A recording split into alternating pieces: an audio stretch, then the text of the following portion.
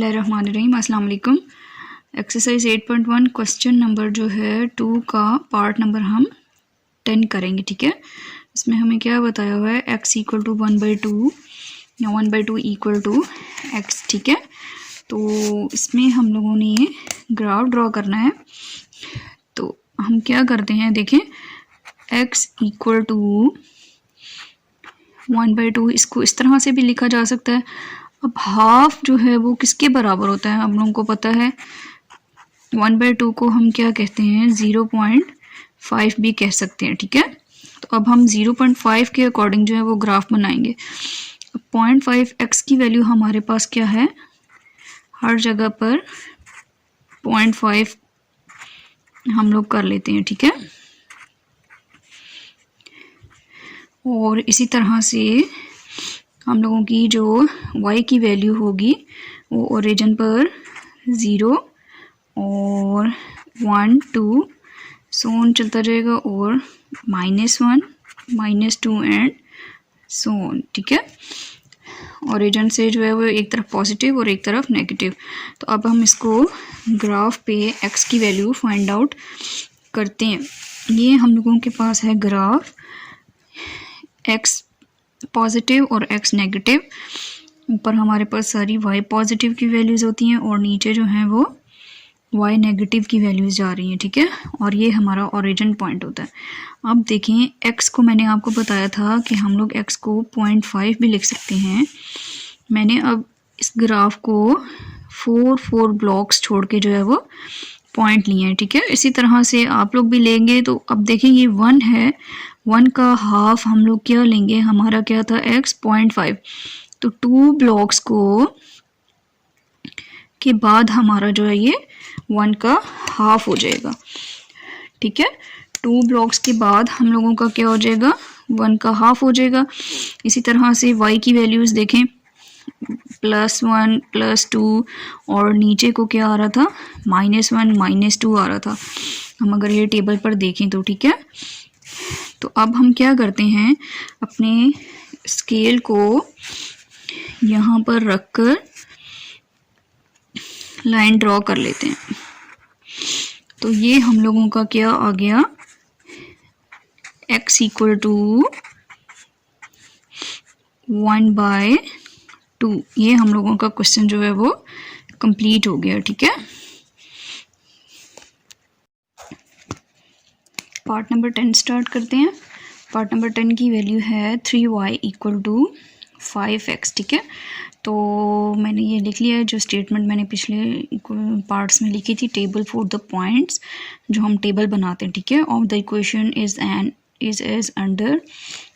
तो 3y equal to 5x। ठीक है, तो y को हम लोग यहाँ से अकेला करने के लिए क्या करेंगे, 3 इधर से भी डिवाइड करेंगे, 3 यहाँ से भी। तो y इक्वल टू 5/3x। ठीक है, तो अब हम इसमें y की वैल्यूज पुट करते हैं। Put x equal to 0। तो हमारी y की वैल्यू क्या आ जाएगी, 5/3। x की जगह यहाँ पर हम क्या पुट करेंगे, 0।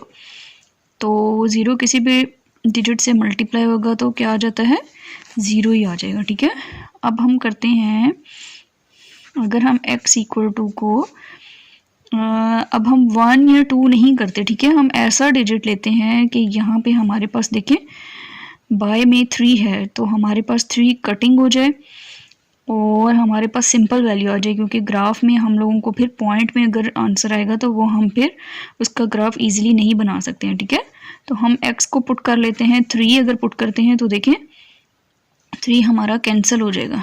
तो y इक्वल टू 5/3, x की जगह मैंने क्या पुट किया, 3।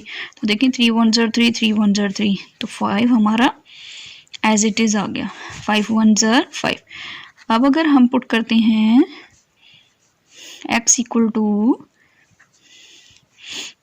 -3 पुट करते हैं। ठीक है, तो y इक्वल टू क्या हो जाएगा, 5/3 -3, 3 1 ज़र 3, 3 1 ज़र 3, तो 5 1 ज़र 5, तो हमारा क्या आ जाता है, -5 आ जाएगा।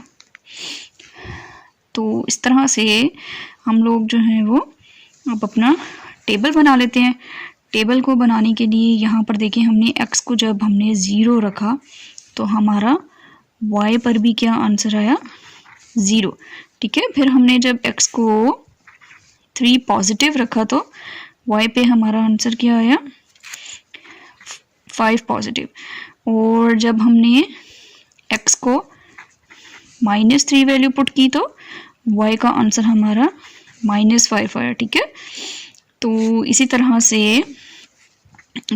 से क्या हो जाएगा, सो ऑन चलता जाएगा। तो अब हम क्या करते हैं, हम ज़्यादा वैल्यूज़ भी निकाल सकते हैं, लेकिन मेरे ख्याल से कि ये 3 पॉइंट्स का ही जो है वो हम फाइंड आउट कर लेते हैं। ठीक है, तो अब हम इसको क्या करते हैं, अगर हम लोगों ने ज़्यादा वैल्यूज़ निकालनी है तो हम अब क्या करेंगे, x को हम पुट कर लेते हैं, x = 6 के हम कर लेते हैं, तो हमारे पास y की वैल्यू आ जाएगी, y = 5/3 6। ठीक है, 3 1 3 3 2 6, तो 5 2 10। ठीक है, इस तरह बहुत लेंथी हो जाएगा ग्राफ, तो इस वजह से जो है ये 3 वैल्यूज़ ही हमारे लिए बहुत हैं। तो अब हम क्या करते हैं, अपने ग्राफ को ड्रा करते हैं। ठीक है, ग्राफ को ड्रा करने के लिए हम यहाँ पर अपना स्केल ढूंढ लेते हैं, और अब यहाँ से देखें, हम लोगों ने x ओरिजिन पे x भी 0 एंड y भी 0 है।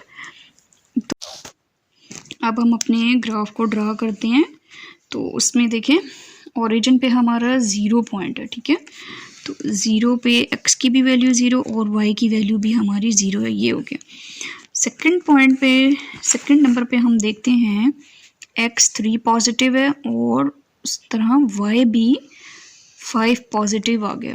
x 3 पॉजिटिव कहाँ है हमारे पास, ये है। ठीक है, और यही हमारे पास, यूँ मैं लाइट सा निशान लगा देती हूँ ताकि इजीली हम अपने, और y पॉजिटिव देखें ये है, तो ये हमारे पास दूसरा पॉइंट क्या बन जाता है, ये बन जाएगा। और उसके बाद थर्ड पॉइंट हमारा क्या बन रहा है, थर्ड पेयर जो था, x की वैल्यू -3 और y की वैल्यू भी -5 है। इसी तरह x की वैल्यू ये हमारी -3 है, यहीं से नीचे से ऑन चलते जाएंगे तो ये हमारा 5 आ गया, y की -5 और x की भी -5। ठीक है, तो ये तीनों पॉइंट्स हम लोगों को जो है वो फाइंड आउट हुए। अब हम क्या करते हैं, अपना स्केल रखते हैं और ग्राफ को क्या है, लाइन को ड्रॉ कर लेते हैं। ठीक है, ये अब हमारे पास क्या आ गया, ग्राफ आ गया इसका। किसका हमारे पास ग्राफ आ गया, 3y = 5x का हमारे पास ग्राफ है। और पेयर्स हम लोग लिख लेते हैं। पेयर्स क्या था, इधर देखें, x की क्या थी, -3 वैल्यू और y की भी -5, और यहाँ पर हमारे दोनों क्या हैं, ओरिजिन में 0 0 थे। और थर्ड पेयर हमारा क्या था, x की वैल्यू 3 एंड y की वैल्यू 5। तो ये अब हमारा ग्राफ बिल्कुल जो है वो कंप्लीट हो गया। ठीक है, पार्ट नंबर 10 का। सब्सक्राइब करें और बेल दबाएं ताकि कोई सवाल रह न जाए।